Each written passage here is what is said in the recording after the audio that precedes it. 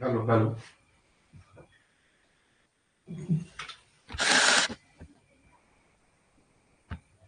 Good evening भैया। चलो एक सेकंड, मैं थोड़ा ग्रुप में डाल दूंगा। Good evening. थोड़ा मैं ग्रुप में डाल दूं जरा।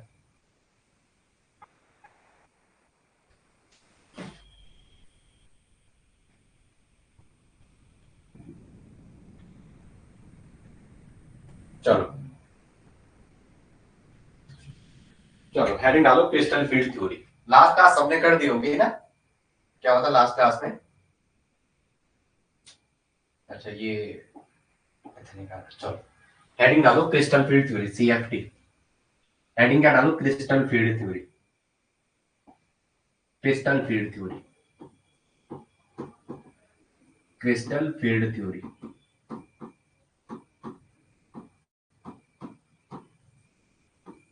ठीक है, चलो crystal field theory given by, पहला किसने दिया था? डैन ब्लैक एंड बेटे। पहला पॉइंट है गिवन बाय। किसने दिया था? Van Vleck and Bethe. Van Vleck and Bethe दो साइंटिस्ट थे जिन्होंने इसको दिया था। ठीक है, दूसरा पॉइंट ये चलेंगे। दूसरा पॉइंट ये लिखेंगे क्रिस्टल फील्ड थ्योरी क्यों कहा। ये ऐसा क्वेश्चन आता है कि सबसे पहले आयनिक कंपाउंड पे कौन सी थ्योरी लगी। तो जो VBT है वो सबसे पहले क्या लगी थी? आयनिक कंपाउंड पे लिखेंगे, एक पॉइंट लिखेंगे। Firstly apply to ionic compound. Firstly this theory is firstly applied to this theory is firstly applied to ionic compound. Firstly applied to ionic compound. Firstly applied to ionic compound. So called ionic compounds. So called crystal field theory. So called crystal field theory. इसलिए इसको क्या कहते हैं? Crystal field theory कहते हैं। इसलिए इसको क्या कहते हैं? क्रिस्टल फील्ड थ्योरी कहते हैं।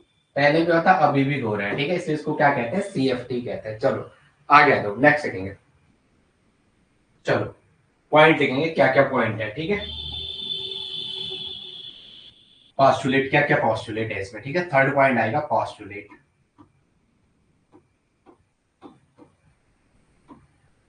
पॉस्टुलेट। ठीक है, पहला लिखेंगे फर्स्ट पॉइंट। देखो,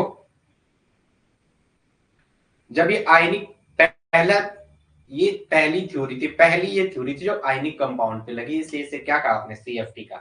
तो अब जैसे मैं ऐसा इसलिए लिखा रहा हूँ, ये हेडिंग है, आप लोग समझ जाना।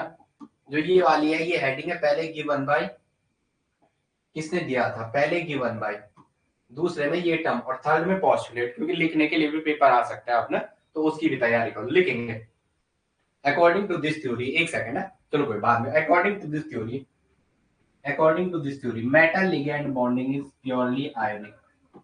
According to this theory, ACC है। According to this theory, according to this theory, metal ligand bonding is purely ionic. Metal ligand bonding, metal ligand bonding is purely ionic. इस थ्योरी के अकॉर्डिंग क्या है? जो मेटल लिगेंड के बीच की bonding है वो कैसी है? प्योरली आयनिक है। ठीक है, इसका मतलब अगर आयनिक होगा, गुड इवनिंग, ये कह रहा है कि जो मेटल और लिगेंड के बीच जो बॉन्डिंग है, जो मेटल है और जो लिगेंड है, ये मेटल होता है, ये मेटल है, मेटल में वैकेंट ऑर्बिटल होंगे, यहाँ लिगेंड है। तो ये कह रहा है जो इसके बीच ये बॉन्डिंग है ये कैसी है? CFT के अकॉर्डिंग क्या कह रहा है? ये आयनिक है।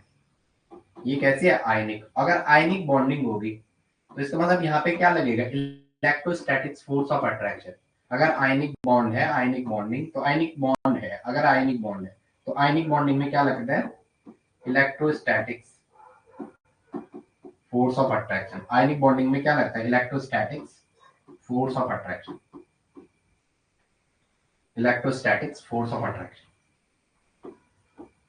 इलेक्ट्रोस्टैटिक्स फोर्स ऑफ अट्रैक्शन, ये आयनिक बॉन्डिंग में क्या लगता है? Electrostatics force of attraction. आगे लिखेंगे। ठीक है, चलो इतनी बातें समझ में है?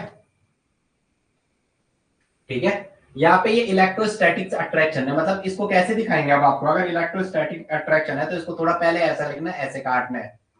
इसको ऐसा लिखना है, यहाँ पे ऐसा काटना है, क्योंकि आपने कह दिया इलेक्ट्रोस्टैटिक अट्रैक्शन है। तो सीएफटी में जो मेटल और लिगैंड के बीच जो बॉन्डिंग है, लिगैंड में इलेक्ट्रॉन पेयर होगा, तो ये जो इसको देगा ये बीच में कैसा आएगा, इलेक्ट्रोस्टैटिक्स। इसका सही डायग्राम ऐसे रिप्रेजेंटेशन होगा। ठीक है, ठीक है, ये इसका करेक्ट रिप्रेजेंटेशन है। लिखेंगे नेक्स्ट पॉइंट, कौन सा पॉइंट आ रहा है, दूसरा पॉइंट तो ये हो गया। पहला पॉइंट हो गया there is there according to this symmetric, लिखेंगे सेकंड पॉइंट लिखेंगे there is no overlapping, there is no bonding, there is no bonding, no overlapping, there is no overlapping, लिखो देयर इज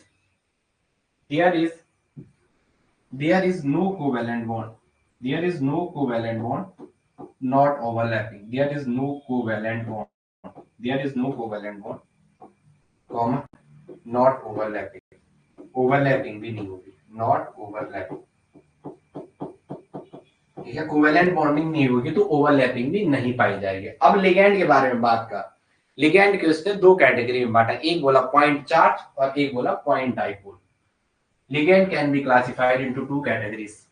नेक्स्ट पॉइंट लिखेंगे ligand can be classified into two categories, लिखेंगे point number third है ligand can be classified into two categories, ligand can be classified into two categories, ligand can be classified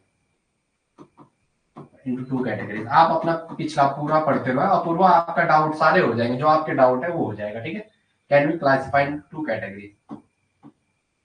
ligand को दो category में बांटा है उसने। पहला बोला ए में जो लिगैंड है उसको दो कैटेगरी, एक बोला पॉइंट चार्ज, एक तो बोला उसने लिगैंड को पॉइंट चार्ज को पॉइंट चार्ज, और एक कहा पॉइंट डाइपोल, दूसरा क्या कहा पॉइंट डाइपोल। जो आपके पॉइंट चार्ज थे, जो पॉइंट डाइपोल थे, पॉइंट डाइपोल में तो आपके न्यूट्रल स्पीसीज आ जाएंगे, न्यूट्रल वाले।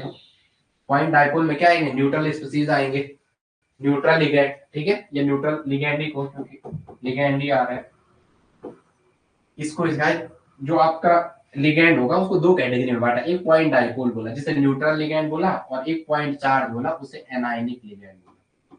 उसे क्या बोला, एनायनिक लिगैंड। उसे क्या बोला, एनायनिक लिगैंड। उसे क्या बोला, एनायनिक लिगैंड या नेगेटिव चार्ज लिगैंड। आप क्या कह सकते हो इसे, एनायनिक या नेगेटिव चार्ज लिगैंड। ये से क्या को, नेगेटिव चार्ज लिगैंड। कितनी बातें समझ में है, नेगेटिव चार्ज लिगैंड। इससे और क्या कह सकते हैं, नेगेटिव चार्ज लिगैंड कह सकते हैं। इसे क्या कह सकते हैं, नेगेटिव चार्ज लिगैंड कह सकते हैं। अब लिखेंगे जैसे मैंने ऐसा लिखा हुआ, ऐसा लिखा हुआ, जैसे मैंने ऐसे H2O ऐसा लिखा हुआ, H2O H2O, ये लोन पेयर का, ये पार्शियली नेगेटिव आएगा और इस पे क्या आएगा, पार्शियली पॉजिटिव आएगा। जैसे ना इस पे पार्शियली पॉजिटिव और ऑप्शन मोर इलेक्ट्रोनेगेटिव है तो उस पे क्या आएगा, पार्शियली पॉजिटिव चार्ज। ठीक है, तो ये नेगेटिव चार्ज है। आपको पता है आगे मेटल होगा, मेटल में वैकेंट ऑर्बिटल है, तो ये किसकी साइड होगा, ये नेगेटिव चार्ज।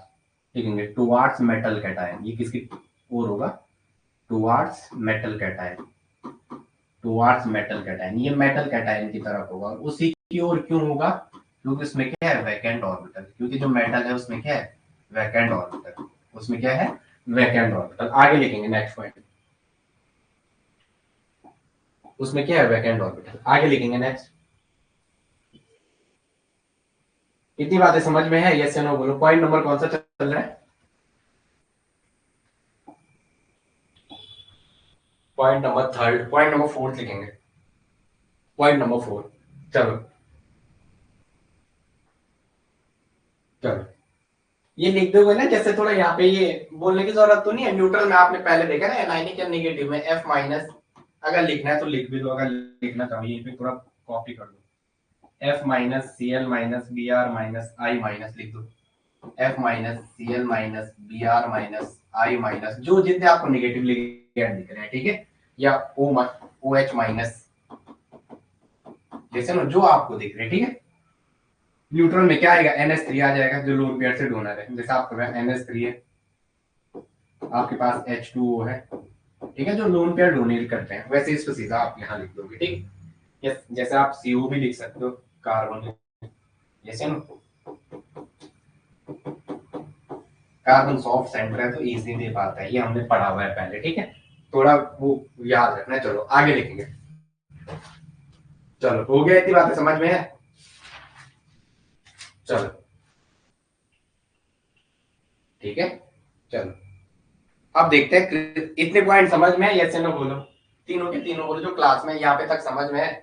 अभी हमने सिर्फ ये बात की कि क्रिस्टल फील्ड थ्योरी किसने दी थी, उसको हमने बोला ये Van Vleck and Bethe. Spelling check करेंगे, मैं थोड़ा स्पेलिंग गलत लिखता हूँ तो चेक करो। It was given by Van Vleck and Bethe, यही लिखा हुआ आपने। क्या लिखा हुआ स्पेलिंग देखना, वैन ब्लैक की क्या लिखी हुई, बेथे एंड ब्लैक, बीईटीएच है ना, सही है, बेथे बीईटीएच, बातें हो गए Bethe, Van Vleck and Bethe BETH, Van Vleck and Bethe. चलो बोलो यस बोलो, लिखो वहां से। ये थ्योरी फर्स्ट अप्लाइड हुई थी आयनिक कंपाउंड है, इसलिए इसे क्रिस्टल फील्ड थ्योरी का। इस थ्योरी के अकॉर्डिंग क्या मेटल लिगेंड के बीच जो बॉन्डिंग है वो प्योरली आयनिक है। फिर थर्ड पॉइंट में कहा देयर इज नो ओवरलैपिंग तो नो कोवेलेंट बॉन्ड। अगर covalent bond, there is no covalent bond, यहाँ पे कोई कोवेलेंट बॉन्ड नहीं पाएगा, इससे पाया जाता है।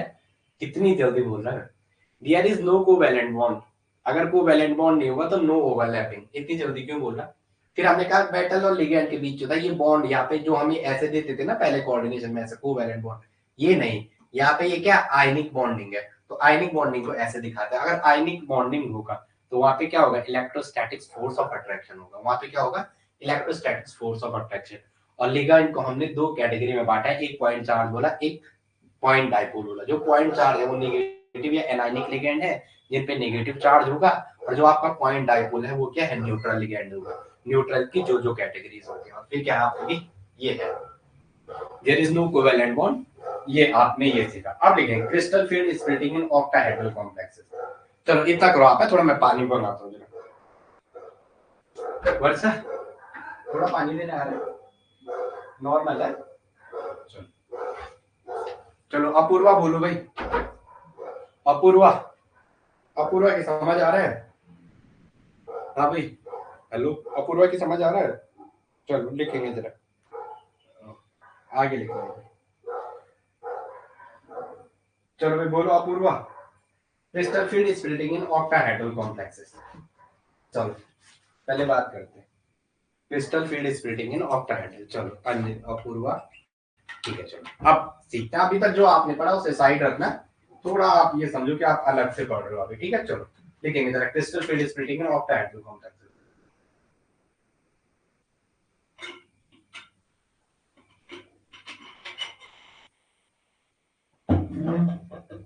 चलो करते हैं जरा, हेडिंग डालो crystal field splitting in octahedral complexes. उसी के अंदर कौन सा पॉइंट चल रहा, चौथा की पांचवा, चौथा पॉइंट लिखेंगे crystal field splitting in octahedral complexes. Crystal field splitting in octahedral complexes. Crystal field splitting in octahedral complexes. Crystal field splitting in octahedral complexes. Crystal field splitting in octahedral complexes.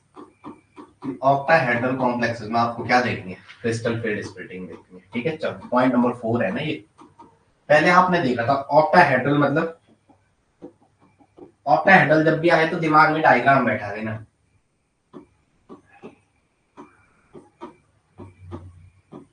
सब जगह आप जहां जाओगे आपको equally मिलेगा, जैसे ना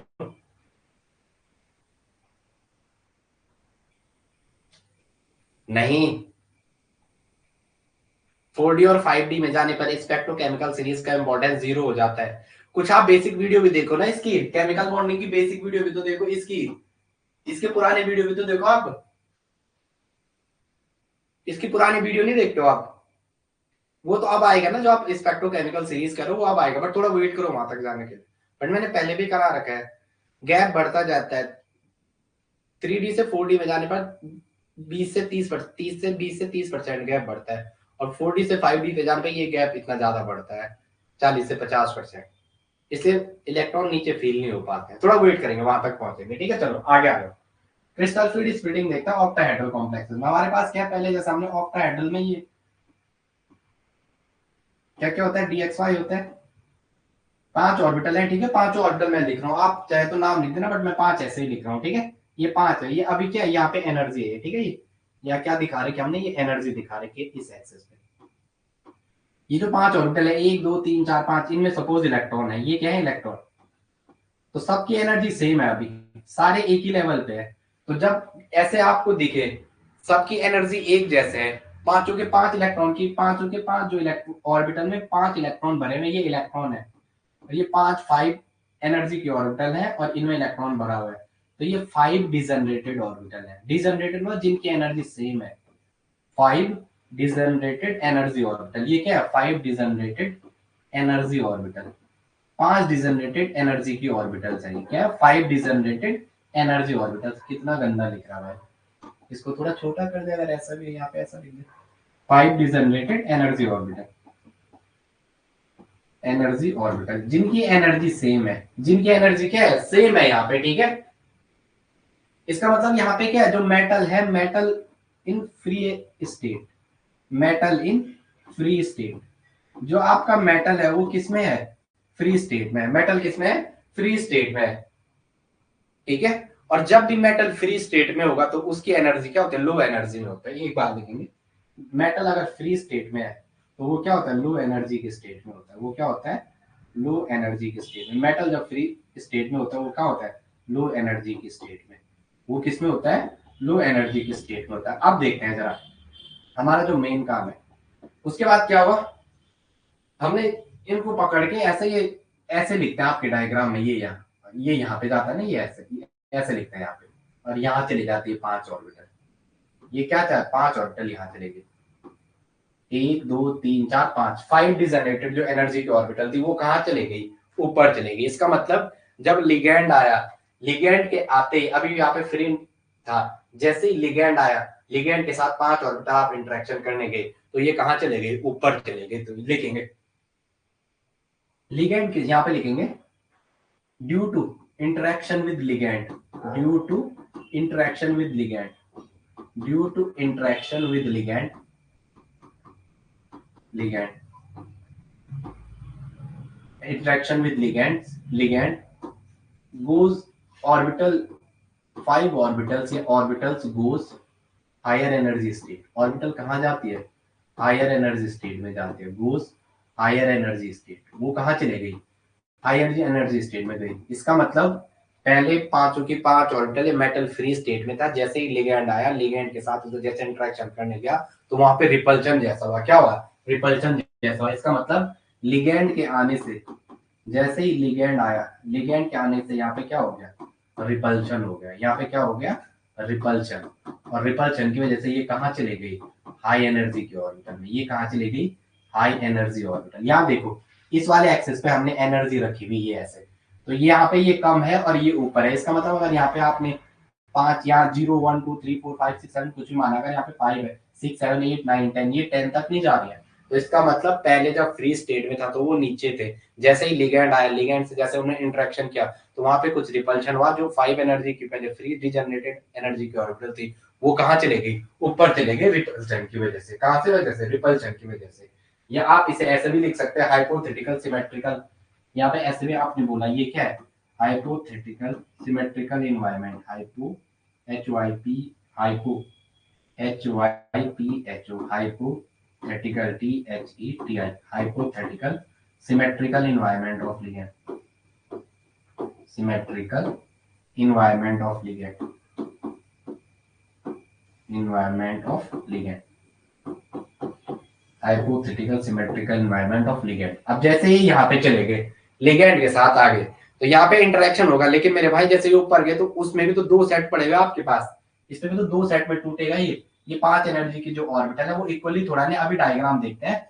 आपने देखा था इन बिटवीन द एक्सिस और along the axis 2 set orbital के थे। क्या क्या थे, एक dxy था, एक dyz था, एक dzx था, एक क्या था, dx स्क्वायर y स्क्वायर था, और एक क्या था, dz स्क्वायर। ये क्या था, dz स्क्वायर। मैं यहाँ पे लिख रहा हूँ इसके नीचे dz स्क्वायर। ये क्या था, dz स्क्वायर। अब जैसे ये यहाँ पे आएगा तो ये 2 सेट में ब्रेक होगा। ये क्या होगा, 2 सेट में ब्रेक होगा। 3 ऑर्बिटल तो ऑक्टाहेड्रल में जैसे ये जाएंगे नीचे आएंगे, ये 3 ऑर्बिटल नीचे जाएंगे, और 3 ऑर्बिटल की 2 ऑर्बिटल क्या होंगे, ऊपर जाएंगे। जो आपकी ये है dxy, dyz और dzx, ये तो नीचे आएंगे। और जो आपका d x square Y square है और जो आपका डी जेड स्क्वायर है, ये कहाँ जाएंगे? ऊपर जाएंगे। दो ऑर्बिटल नीचे आएंगे, दो ऑर्बिटल ऊपर जाएंगे। और ये जो जिस फॉर्म में टूटेंगे, ये दो फॉर्म में टूटे, तो इन सेट को जो टूटा ये ऐसे आएगा ना, यहाँ ऊपर और नीचे, तो जो ये नीचे आए ये तीन सेट, इसे कहते हैं T2G। इसे क्या कहते हैं? T2G। T2 मत समझना आप, गांव का आपके T2 नहीं, T2G। ये क्या है? T2G। जी मतलब जी रेड, और ये वाला क्या है? EG। T2G, T2G, जी मतलब जी रेड, और जी मतलब जी रेड। ऑक्टाहेड्रल में जब आप ऐसे गए तो आपको यहाँ भी एल मिला, यहाँ भी एल, यहाँ भी एल मिला, यहाँ भी एल। जब सेंटर से जाने पर ऊपर और नीचे दोनों एक जैसे एनवायरमेंट, सिमेट्रिकल एनवायरमेंट मिलता है। ऊपर नीचे, दाएं बाएं, लेफ्ट राइट, या ऐसे कैसे भी जाओ डायगोनल पे, अगर आपको सेम चीजें मिल रही है तो वहां जी और यू लिखते हैं। इसलिए यहाँ पे क्या लिखा? जी और यू। ओके चलो आगे आ दो। यहाँ पे जो ये वाला है, ये वाला क्या है? यहाँ पे भी ये दो सेट में टूटा। ये वाला क्या है? ये क्या है? लोअर एनर्जी की स्टेट है। ये क्या है? Lower energy state. ये क्या है? Lower energy state. और ये क्या है? Stable state. इसे क्या कहते हैं आप? स्टेबल, मोर स्टेबल है। ये क्या है? More stable. और ये क्या है? हायर एनर्जी स्टेट है, लेसर स्टेबल। ये क्या? हायर एनर्जी की है, हायर एनर्जी की, तो क्या होगी? Lesser stable, less stable. इतनी बातें समझ में है सबकी? दोनों को ये वाला यहाँ तक कितनी बातें समझ में? पहले भी करा रखा था। प्रियंका है तो हाँ बोलो, नहीं है तो ना बोलो। चलो ये सुनो। और अगर आप कंपेयर भी कर रहे हो, अगर आप यहाँ से कंपेयर करने भी गए तो आपको दिख रहा होगा दोनों के एनर्जी, इन जो दोनों के एनर्जी है वो पहले वाले से तो ऊपर ही है। जैसे ना पहले वाले से तो ऊपर ही, अगर आप पहले वाले से कंपेयर करने जाओगे इस वाले से, तो इसकी एनर्जी तो ऊपर ही है ना। बट ये जो उसने लिखा ना, ये हाई एनर्जी की ऑर्बिटल है, लेस स्टेबल है, ये नीचे गए मोर स्टेबल है, पर ये बातें अधूरी है। यहाँ जो इसने बातें लिखी ना, ये हाफ बातें हैं। ये क्या है? हाफ बातें हैं। नहीं होता है, कुछ आदमी होता है वो नॉर्मल में नहीं बोलते, लेकिन एक्साइटेड स्टेट में बोलता है, वो पूरी बात नहीं बोलते, आधा हिंट देते हैं। तो यहाँ पे ये आधा बातें, ये पूरी बातें नहीं है। ये क्या नहीं है? पूरी बातें नहीं है। अब करते हैं पूरी बातें क्या है। चलो मैं आगे, चलो दोनों के दोनों को अगर समझ आ रहा है यहाँ तक तो हाँ बोलो, नहीं आ रहा तो ना बोलो। ये चलो मैं इलेक्ट्रॉन भर के देता हूँ। ये लो, ये इलेक्ट्रॉन है, भर दी मैंने। तो आप ऐसे लिखो, हाई एनर्जी ऑर्बिटल में जो इलेक्ट्रॉन है, हाई एनर्जी ऑर्बिटल्स में जो इलेक्ट्रॉन है वो लेस स्टेबल है। लोअर एनर्जी ऑर्बिटल में जो इलेक्ट्रॉन्स है वो क्या? मोर स्टेबल है। बट ये हाफ आते हैं। ठीक है चलो दोनों बोलो भाई। वो अपूर्वा, चलो अब देखते हैं जरा। ठीक है, हमारे पास ऑक्टाहेड्रल में जो हमने देखा है, देखते हैं जरा। ठीक है, ऑक्टाहेड्रल कैसा है? पहले ऑर्बिटल की डायग्राम बना, यहाँ पे बना रहा हूँ मैं। ठीक, हमारे पास ऐसा है, ये है मेटल, जैसे बासराती रेणुको तिरछान्यू माणो छो घर में तेरी कुड़ी देखी मन में सोची जोनी जो। चलो ये देखेंगे, अगर मैं पहले यहां से करो। ठीक है, ध्यान रखो जरा, लिगेंड ये है यहाँ पे। ठीक है, लेयूं छोवे कुआयून सलामी रानी, ये है यहाँ पे। अभी मैंने क्या किया? लिगेंड को यहां से लिया है। लिगेंड मेटल ये है ना, लिगेंड को मैं यहां से लिया है। तो ये हमारा आपने माना हुआ है, ये अगर x है, ये y है, ये z है। ये आपने z ही माना है पहले, इसको अगर x माना है, इसको y मान लो, आपकी मर्जी है, जो आपको सुटेबल लग रहा है। बट आप यहाँ पे देखो जरा। ठीक है, a समझ में आ रहा है ना इतना? चलो यहाँ देखो, ये x y z है। आपके पास ऑर्बिटल के दो सेट होते हैं, पहले आप लिख दो, उसे बाद में। चलो पहले इतना देख लो। अभी मैं क्या कर रहा हूँ? ऑर्बिटल को यहां से ला रहा हूँ, अलोंग द एक्सिस ला रहा हूँ। जो मैं लिगेंड को है, या ऑर्बिटल लिगेंड्स को अलोंग द एक्सिस ला रहा हूँ। ऑर्बिटल लिगेंड्स को कहां से ला रहा हूँ? Along the axis. लिगेंड्स को कहां से लिया हूं? अगर मैं अलोंग द एक्सिस लिया हूं, अलोंग द एक्सिस, लिगेंड को कहां से लिया हूं मैं? अगर अलोंग द एक्सिस लिया हूं, तो आपको पता है अलोंग द एक्सिस पे क्या होता है? एक तो डीजेड स्क्वायर होता है, यहाँ पे क्या होता है? एक तो डीजेड स्क्वायर होता है। क्या होता है? D z square along the axis. और दूसरा क्या होता है? dx square minus y square. ये दो ऑर्बिटल ही होते हैं अलोंग द एक्सिस। यस या नो? बोलने की जरूरत है? बोलने की जरूरत है? नहीं। चलो अगर मैं आपको इसी डायग्राम को थोड़ा ऐसे बना के दिखाऊं, यहाँ पे मेटल लिगेंड लिगेंड ये ऐसे ऐसे, तो अगर मैं आपको ये इसको ऐसे बताना चाह रहा हूँ, मतलब मैं बताना चाह रहा हूँ, आप समझो जरा मैं क्या बताना चाह रहा हूँ। मैं आपको जो समझाना चाह रहा हूँ आप वो समझो पहले। अगर मैं यहाँ पे देखूंगा तो मेरे को, अगर मैं dz स्क्वायर की बात करूंगा, मैं अगर dz स्क्वायर की बात करूंगा तो मेरे को यहाँ पे कितने लिगेंड लाने पड़ेंगे? सिर्फ 2 लिगेंड आएंगे। डीजेड में कहां से आएंगे? ये तो एक यहाँ से एक यहाँ से, तो डीजेड स्क्वायर में तो 2 ही लिगेंड आएंगे। लेकिन अगर मैंने dx स्क्वायर वाई स्क्वायर लिख दिया, dx square minus y square आएगा अलोंग द एक्सिस ही। तो देखो dx स्क्वायर वाई स्क्वायर जैसे आप बनाते हो आपकी मर्जी है, ठीक है। dx square minus y square, तो आपको यहाँ कितने लिगेंड चाहिए? 1 2 3 4, तो dx स्क्वायर वाई स्क्वायर बोलेगा कोई आपको, dx स्क्वायर वाई स्क्वायर। अगर dx स्क्वायर वाई स्क्वायर में बोल दिया तो आपको कितने लिगेंड लाने इन ऑर्बिटल के अलाउंग? 4 लोब्स है, तो कितने लिगेंड आएंगे? 4 लिगेंड आएंगे। 4 लिगेंड आएंगे क्योंकि आपको 4 लोब्स दिख रहे हैं। कितने लोब्स दिख रहे हैं? 4 लोब्स दिख रहे हैं। कहने की कुछ और जरूरत है? चलो ठीक, क्या कह रहे हो? dx स्क्वायर माइनस है क्या है वहां? अब ऐसा मत बोलो, पहले सुनो, आप लिखो जो मैं बोल रहा हूँ उसमें ध्यान दो, ठीक है। चलो ओके, डी जेड स्क्वायर पर 2 लिगेंड होते हैं और D x square minus y square में आपको कितने लिगेंड देखने को मिले? 4 लिगेंड देखने को मिलेंगे, ठीक है। चलो चलो मैं आगे, ठीक है। तो अब थोड़ा यहाँ जरा ऑर्बिटल को देखो जरा, और डी जेड ये आपको कितने का एंगल दिख रहा है? थोड़ा एंगल भी देखो जरा, मैं थोड़ा एंगल भी दिखा देता हूँ। यहाँ पे कितने का एंगल दिख रहा है? यहाँ पे ये तो दिख रहा है 90 का एंगल, वन पागल हो रहा, 180, ये तो दिख रहा है 180, और इसके बीच या इसके और इसके बीच आप देखोगे तो ये कितना है? 90 डिग्री। तो यहाँ पे एक तो 180 का एंगल दिख रहा है, और दूसरे आपको क्या सीन हो रहा है सामने? 90 डिग्री। दो तरीके के एंगल दिख रहे हैं, एक 180 का दिख रहा है और एक किसका दिख रहा है? 90 का दिख रहा है। चलो आगे आएंगे जरा, चलो अब देखते हैं जरा। मैं d x square Y square को ले आ रहा हूँ, किसको ले आ रहा हूँ? D x square Y square को। चलो d x square Y square, इतनी बातें समझ में है? ज्यादा तो नहीं हो रहा, चलो थोड़ा आप समझो। D x square Y square को ला रहा हूँ। ओ भाई यस या नो बोलो, d x square Y square को, यस या नो बोलो यार, सही है ना? चलो चलो, ये z है, ये x है और ये y है, ये x है और ये क्या है? y है, ये क्या है? y है, ठीक है। तो लिगेंड यहाँ पे रहेंगे, यहाँ पे भी रहेगा, यहाँ पे भी रहेंगे। लिगेंड कहाँ कहाँ रहेंगे आपके? यहाँ पे भी रहेगा, ये लिगेंड है, ये भी लिगेंड है। मेरी बातें समझ है मैं क्या कहना चाह रहा हूँ? लिगेंड है ये क्या है? लिगेंड। मैं जो समझना चाह रहा हूँ उसको ध्यान देना, ये भी लिगेंड है और ये भी क्या है? लिगेंड है। ये लिगेंड, ये लिगेंड और ये लिगेंड, तो यहाँ आपको दिख रहा है। चलो ये अलोंग द एक्सिस आ रहा है, कहाँ आ रहा है? जहां से एक्सिस है, ये है ना एक्स, यहाँ अगर प्लस है तो यहाँ माइनस होगा, ये यहाँ प्लस वाई है तो यहाँ प्लस वाई है तो यहाँ माइनस वाई, यहाँ प्लस जेड है तो माइनस जेड होगा।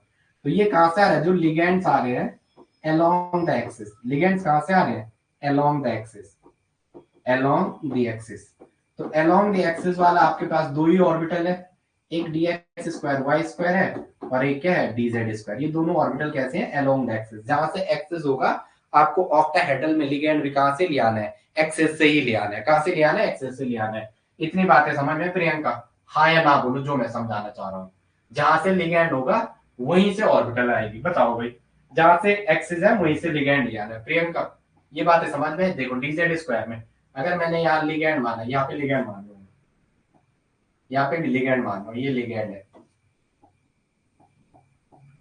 ये लिगेंड है। पढ़ाओ ना आपको तो बेचैनी होती है, आपको क्या पता है? पढ़ाओ ना तो बेचैनी होती है, इसलिए मैं जैसे कल नहीं हुआ, कल थोड़ा बाइक का काम आ गया था, सुबह कराया, परसों कराया था, संडे को उसने पता नहीं क्या काम कराया, कल दोबारा जाना पड़ा।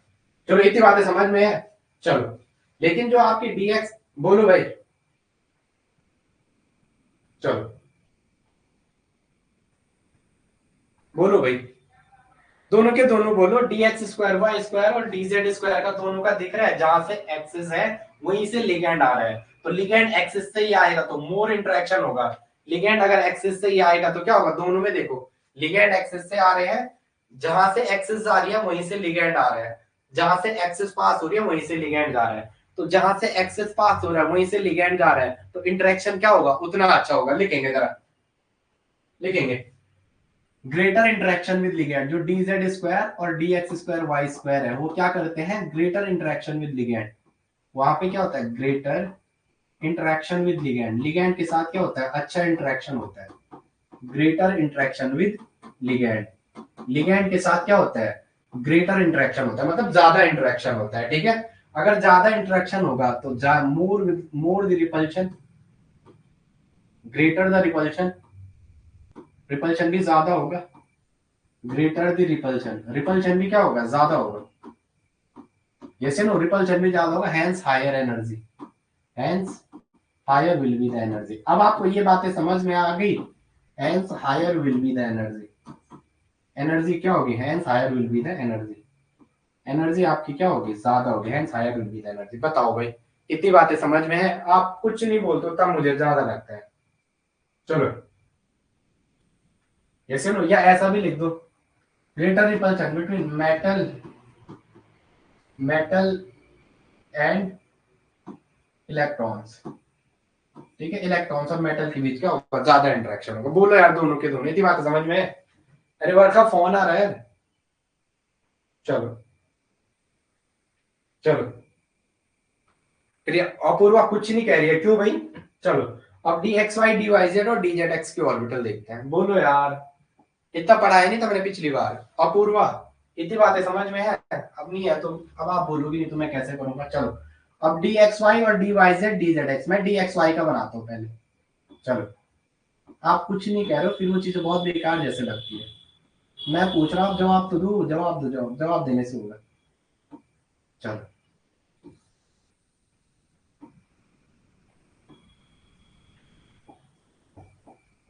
चलो, अब जो डी मैंने ये एक्स मान दिया, और ये क्या वाई, वाई है, और ये क्या जेड है। तो d x y d Y z के हैं इन बिटवीन द एक्सेस, वो ऑर्बिटल कहाँ होती है, इन बिटवीन द एक्सेस।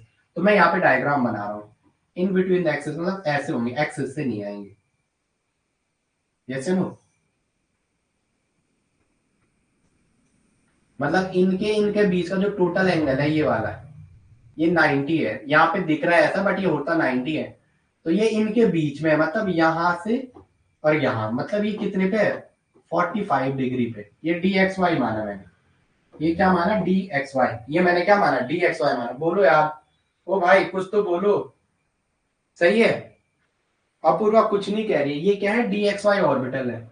ऐसे ही डी वाई जेड का भी होगा, और ऐसे ही किसी डी जेड एक्स का, क्योंकि ये क्या है, ये कहां से आती है, इन बिटवीन द एक्सेस। ये कहां से आती है, in between the axes, in between the axes. ये ऑर्बिटल कहां से आती है, इन बिटवीन द एक्सेस। अब ध्यान रखो, अगर ये इन बिटवीन द एक्सेस से आ रही है तो ये रिपल्शन क्या करेंगे, बोलो भाई। लिगैंड ये है, जो ये यहां से लिगैंड यहाँ रखा हुआ है, लिगैंड ये रखा हुआ है, लिगैंड ये रखा हुआ है, लिगैंड ये रखा हुआ है, लिगैंड ये रखा हुआ है। ये जो ऑर्बिटल आ रही है ये कहां से आ रही है, ये लिगैंड कहां पे है, एक्सिस पे। और जो ये कहा है, लिगैंड एक्सिस पे है, और ऑर्बिट ये कहां से आ रही है, इन लिगैंड तो इधर रखा हुआ आपने, कहां पे, ये। और ये जो आ रही है ऑर्बिटल वो कहां से आती है, इन बिटवीन द एक्सिस वाली ऑर्बिटल है। तो लिगैंड और जो ऑर्बिटल है उनके बीच क्या होगा, लेसर रिपल्शन। लिगैंड का जो मेटल और लिगैंड के बीच जो मेटल का डी इलेक्ट्रॉन और जो लिगैंड के इलेक्ट्रॉन है उनके बीच क्या होगा, मेटल डी का है, डी का ही लोगे कोऑर्डिनेशन में, और जो इलेक्ट्रॉन है लिगैंड के उनके बीच क्या होगा, लेसर रिपल्शन। तो लिखेंगे, चलो चलो लिखेंगे, लेसर इंटरेक्शन बिटवीन, समझ में आ रहा है जो मैं समझाना चाह रहा हूँ Priyanka, lesser interaction between ligand and ligand and metal d orbital, lesser interaction between ligand and metal d orbital, ligands electron ना, ligands electron and metal D orbital, जो मेटल लगा हुआ आपने बीच में, मेटल डी ऑर्बिटल। मैं पूरा ही लिख दो। अगर लेसर इंटरेक्शन होगा, लेसर इंटरेक्शन होगा, लेसर इंटरेक्शन होगा तो लेसर रिपल्शन होगा, लेसर रिपल्शन, और लेसर रिपल्शन होगा तो लेसर एनर्जी होगा, और लेसर एनर्जी होगा तो ग्रेटर द स्टेबिलिटी, स्टेबिलिटी क्या होगी, ज्यादा होगी, ग्रेटर द स्टेबिलिटी। इसलिए आपने जो दो सेट तोड़े थे पहले, जो आपने T2Z और EZ में तोड़ा था ऑक्टाहेड्रल में, डी एक्स वाई को इसलिए नीचे लिखा था, डी वाई जेड और D Z X, D Z X, और D x square Y square और डी जेड स्क्वायर को इसके ऊपर लिखा था। क्या ये बातें समझ में है? क्या ये बातें समझ में, समझा सकते हो? प्रियंका यस या नो बोलो, इतनी बातें समझ में, फिर आगे चलते हैं। ये बोलेंगे ये क्या करा रहा है। चलो ठीक है, क्योंकि ऑर्बिटल एक्सिस पे है तो लेसर रिपल्शन होगा। ओके चलो आगे आ जाओ प्रियंका, चलो मैं आगे। ये तो नहीं हो रहा टाइम पास, ये मत कहना टाइम पास करा रहा हूं, ठीक है? चलो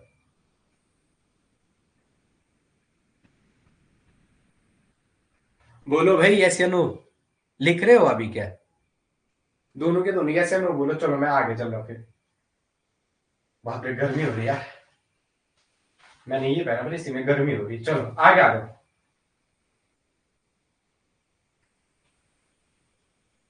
चलो प्रियंका क्लास में हो? यस तो बोलो। एंड अपूर्वा चलो यस बोलो, मैं तभी आगे चलूंगा भाई।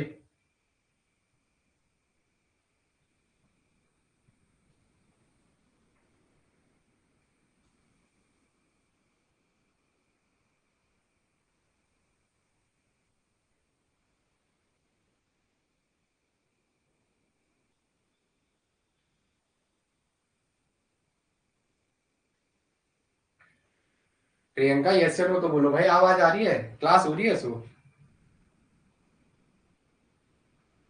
चलो आगे आ जाओ, लिखेंगे जरा। चलो अब आप पढ़ना ही नहीं चाह रहे हो तो मैं तो और कुछ बताना चाह रहा हूँ। चलो अब मैं, आप ही नहीं सीखना चाह रहे, मैं क्या करूँ? चलो आप सीखना नहीं चाह रहे, मेरे को पता नहीं ऐसा क्यों लग रहा है, उन्हें ये लग, अबे ये चीजें लिखवाने के लिए आएंगे तब क्या लिखोगे? चलो बोलो भाई प्रियंका। ठीक है चलो आगे आ जाओ, ठीक है चलो आगे आ जाओ। आपने 5D बात ये बनाओ है, 5D जनरेटेड ऑर्बिटल बनाई एनर्जी की, 1 2 3 4 5। ये 5D जनरेटेड एनर्जी की ऑर्बिटल है,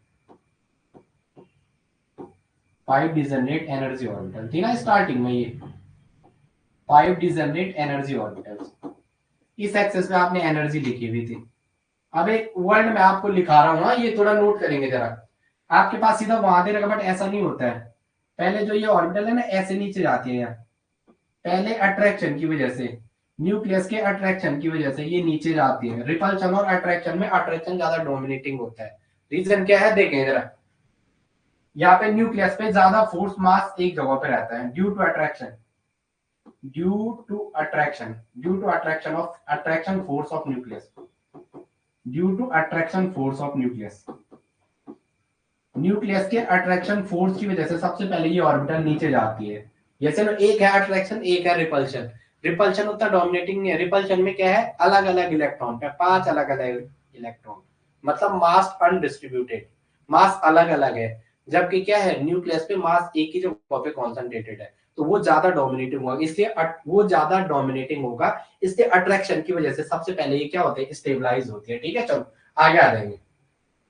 फिर क्या होता है, ये जो हम हाइपोथेटिकल बनाते हैं, फिर ये ऐसे जाते हैं 1 2 3 4 5। मैं 5 डब्बे बनाता हूँ, 1 2 3 4 और एक 5, ऐसे जाते हैं। और फिर टूटते हैं कैसे, दो सेट में, एक T2Z में और एक EZ में।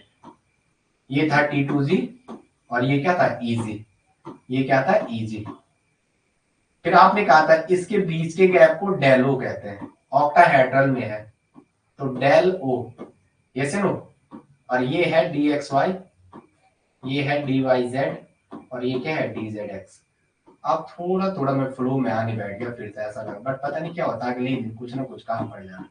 ये क्या है, DZ स्क्वायर। अब देखेंगे ये स्टेबलाइज हुआ है, इन्हें कहते हैं टी स्टेबलाइज ऑर्बिटल। इन्हें क्या कहते हैं, स्टेबलाइज ऑर्बिटल। और ऊपर वाली को क्या कहते हैं, डी स्टेबलाइज ऑर्बिटल। इजी को क्या कहते हैं, डी स्टेबलाइज। इजी को क्या कहते हैं, डी स्टेबलाइज। अब ध्यान रखेंगे, ये माइनस, यहाँ पे जो वैल्यू आती है -0.4 डेलो, और ये क्या होती है, -0.4 डेलो से स्टेबलाइज होती है ये, और ये उतने से ही डिस्टेबलाइज, मतलब प्लस का 0.6 डेलो से। ये क्या होती है, स्टेबलाइज होती है। Yes no. चलो आगे लिखें। चलो डेल ओ क्या है, crystal field splitting. Del O क्या है, क्रिस्टल फील्ड स्प्लिटिंग। चलो आगे लिखेंगे। हो गया, यस नो बोलो। चलो चलो डेल ओ क्या है, क्रिस्टल फील्ड स्प्लिटिंग। ओ मतलब ऑक्टाहेड्रल। ठीक है, चलो आगे आ जाओ। बोलो भाई, चलो मैं आगे।